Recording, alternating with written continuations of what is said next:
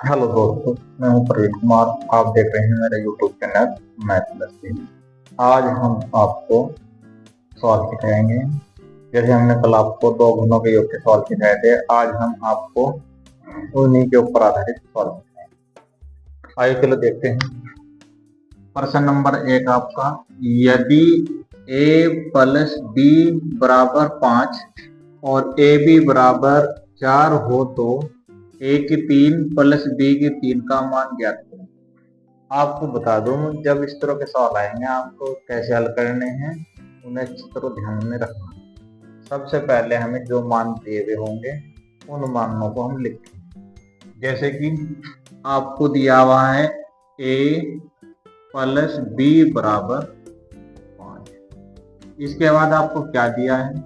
इसके बाद आपको दिया है ए बी बराबर 4। करना जी भाई। अब हमें क्या करना है? अब हमें जिसका मान ज्ञात करने को कहा है उसके आगे आप प्रश्नवाचक चिन्ह लगाओगे। क्या कहा है? ए की 3 प्लस बी की 3 हमें निकालने को कहा है। ये चीज निकालनी है और इस चीज को निकालने के लिए आपको एक फॉर्मूला दिया गया है। वो आपको फॉर्मूला अच्छी तरह याद करना है। फॉर्मूला क्या है? आइए चल देखते हैं। फॉर्मूला है हमारा ए की 3 प्लस बी की 3 बराबर होता है आपका ए प्लस बी का whole cube minus 3ab into A plus. इस फॉर्मूले को आपको अच्छी तरह से याद करना है ताकि आपको सॉल्व करने में आसान हो। और हमने आपको पिछली वीडियो में आपको बताया था, ऐसे सवाल हल करने के लिए धन संख्या आपकी महत्वपूर्ण है। मैं आपके याद होनी चाहिए। में क्या है मैं देख लेते हैं।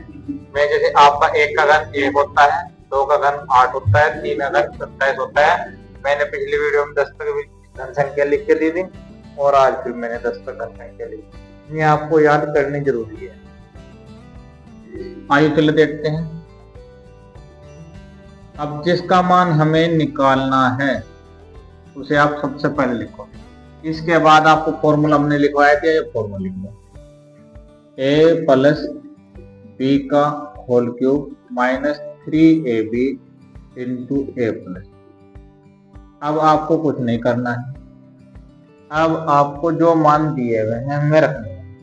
अब आपको पता चल रहा है कि a प्लस बी है और a प्लस बी का मान क्या है आपका 5 है। ऊपर घात 3 लगा देंगे। आपको जानकारी देने के लिए बता दूं, जब इनमें कोई चिन्ह नहीं होता है तो इनके बीच गुणा चिन्ह होता है, तो हम यहाँ कर देंगे गुणा।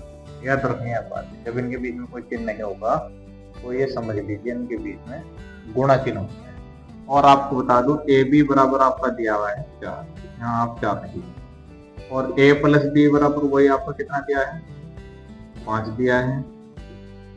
5 का घन क्या होता है? 5 का घन होता है, आप यहाँ देख लो, 5 का घन है आपका 125।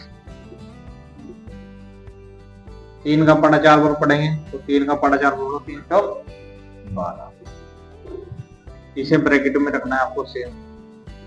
अब 125 जुगा दूं।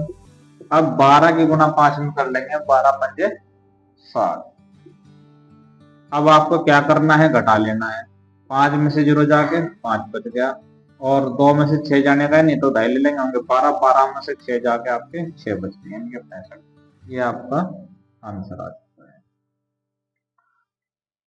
आपको सवाल समझ में आया है तो कमेंट में जरूर लिखें और वीडियो को ज्यादा से ज्यादा शेयर करें और चैनल को कर ले सब्सक्राइब। Thanks very much.